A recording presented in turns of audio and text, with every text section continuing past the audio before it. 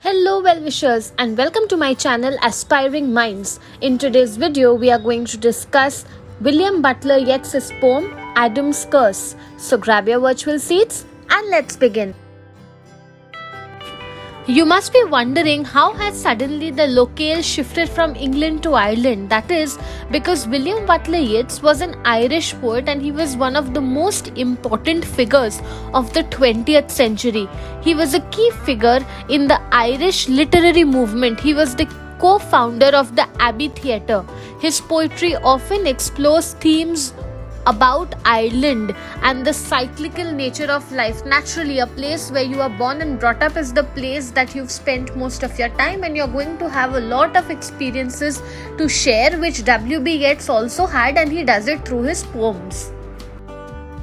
The title of the poem, Adam's Curse, refers to the biblical story of Adam and Eve's expulsion from the Garden of Eden. They were thrown out from the Garden of Eden.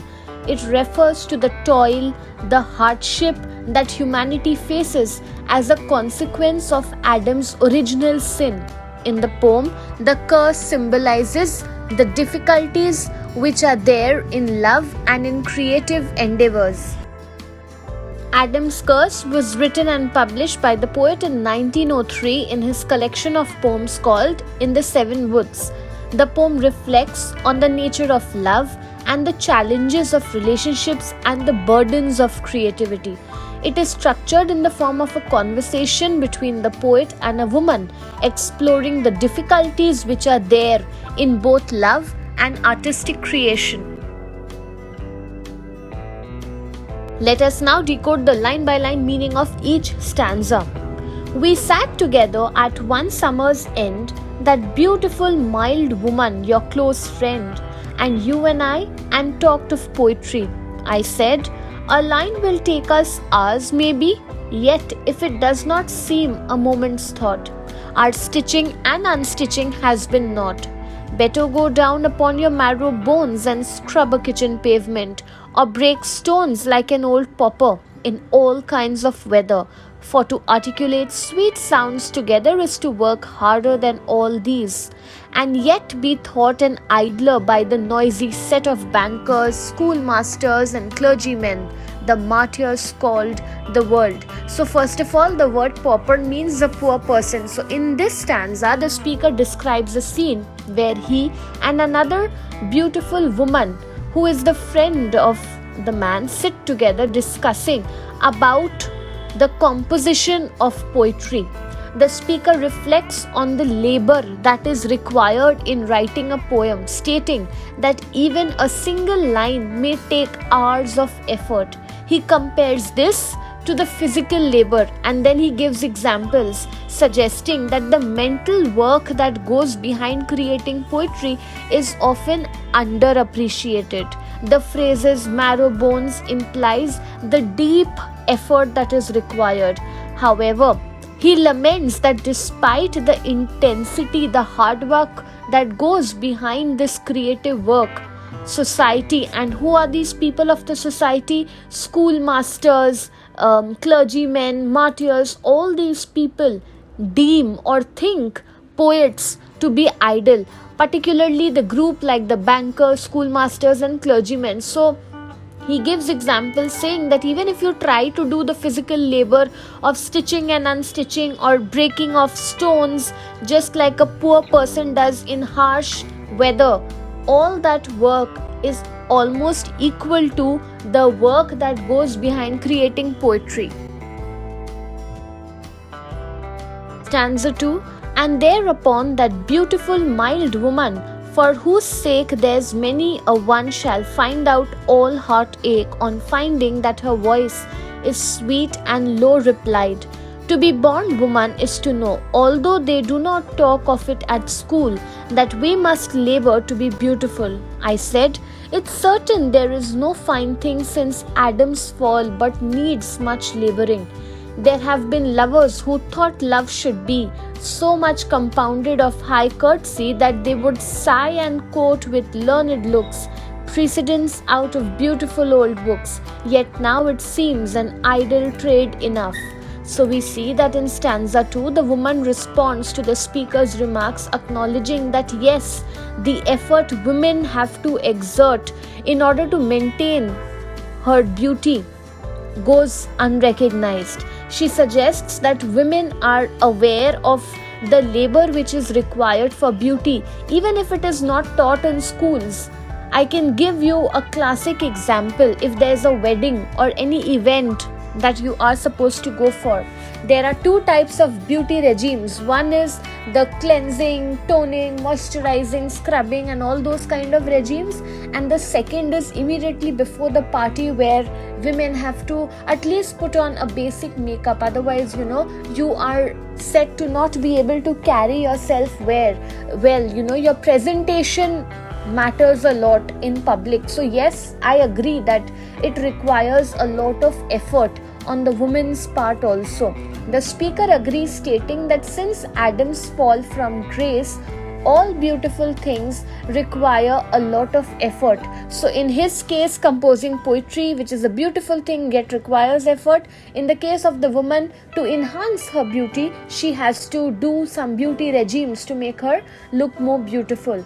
So he criticizes the romantic ideas, suggesting that love becomes a futile exercise. No longer it is considered a grand gesture, because the efforts that a lover puts in to attain love of the beloved is also a very challenging task. It is not easy to win the love and affection of the beloved. However, even that is not thought of as a very big thing.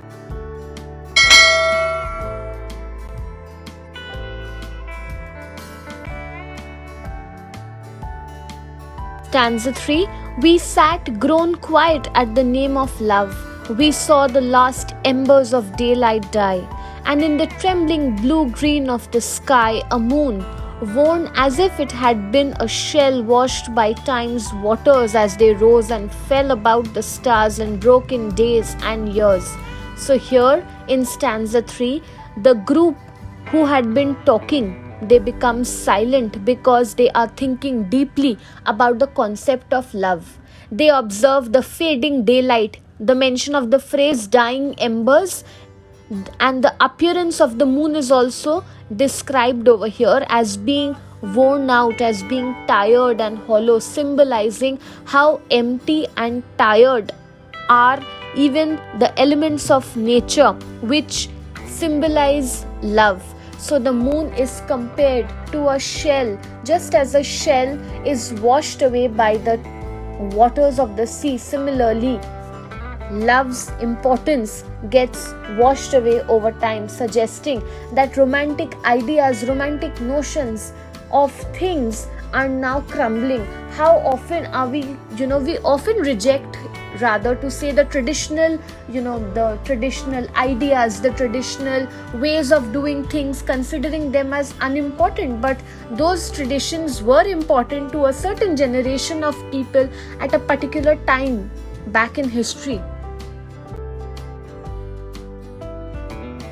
I had a thought for no one's but your ears, that you were beautiful and that I strove to love you in the old highway of love, that it had all seemed happy, and yet we'd grown as weary-hearted as that hollow moon. So in the final stanza, the speaker directs his thoughts towards the woman, confirming the fact that his efforts to love her in a traditional manner should be recognized. Despite initial happiness, their love has become weary and tired, almost symbolizing the way the moon's light has faded away. It has become hollow and unimportant and dim. That is exactly what has happened to the relationship of this man and woman. So in summary, we can say that Adam's curse explores the themes of labor, love, and disillusionment. We can understand the poem based on the following themes. Firstly, the poem emphasizes the amount of labor and effort which is required both for artistic creation as well as for maintaining relationships. Yet compares the process of crafting poetry to physical labor, highlighting the mental exertion and the close attention to detail which is involved in the artistic process. Similarly, the poem suggests that women also must labor to meet the standards of the society regarding beauty. Secondly, Adam's curse explores the expectations of the society surrounding gender roles, particularly regarding beauty and labor. The poem suggests that women are expected to invest a significant amount of effort into maintaining their physical appearance, a task which is often overlooked and undervalued. And we see that through the imagery of fading daylight and the worn, hollow moon, the poem evokes a sense of the passage of time and how over time ideas are fading away.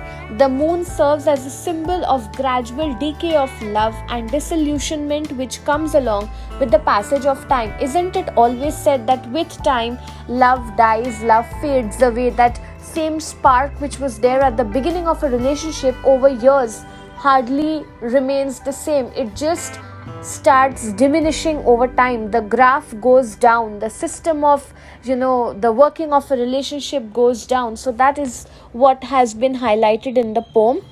So we see how the poem tells us that whether it is the process of artistic creation or whether it is the fact of maintaining relationships, both these systems require a lot of labor because of the added expectations of the society, and therefore a balance must be achieved.